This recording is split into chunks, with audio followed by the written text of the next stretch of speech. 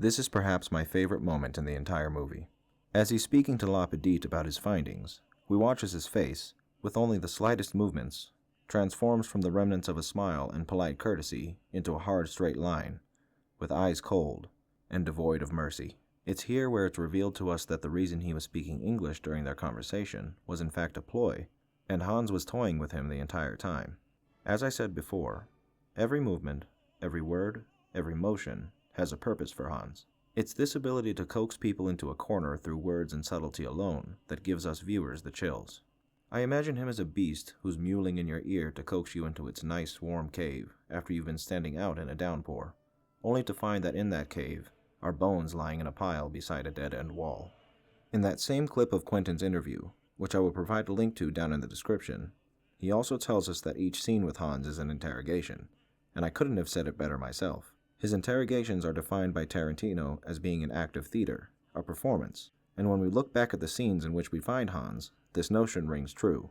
Though the way he presents himself isn't an exaggeration by any means, if you keep in mind that all of these interrogations are a performance for Hans, his tactics seem to be that of a carefully crafted play, written and performed by Hans himself.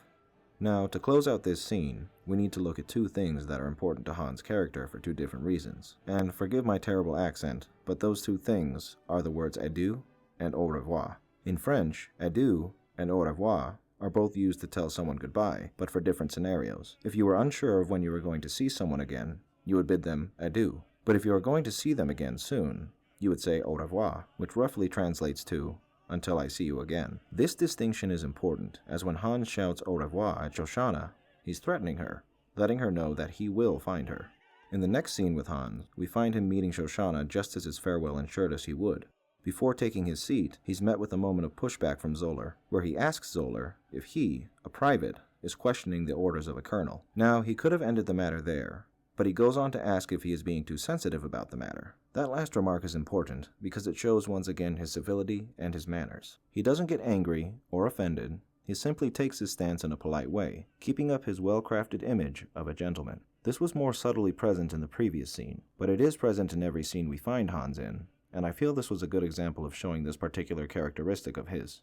Now, we're going to get into something that's hotly contested between viewers of this film, whether or not Hans knew Shoshana's true identity.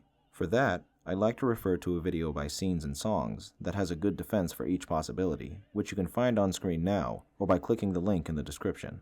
This video of theirs is also where I learned the difference between au revoir and adieu, so thank you, Scenes and Songs. Personally, I think he did know that Emmanuelle was Shoshana. The ordering of the milk, her being obviously uncomfortable, and that last moment where he stares at her while he tries to remember what he was going to say to her, all are strong indicators that he knows. It's possible that he may have seen a photo of her, and with a man like Hans, I doubt he forgets any face he's seen. As to why he didn't apprehend her at that moment is also a matter of debate. Perhaps seeing the imminent defeat of the Third Reich, he wanted to distance himself from his past crimes as much as he possibly could, and reveled in the thought of her going about in fear of his presence in not only her city, but soon enough, her theater. Or he could even have had better things to do, and wasn't concerned at the moment with a girl he could likely capture whenever he liked. All of these things are possible, as well as the possibility of him not knowing who she was in the first place. Let me know what you guys think about this down in the comments.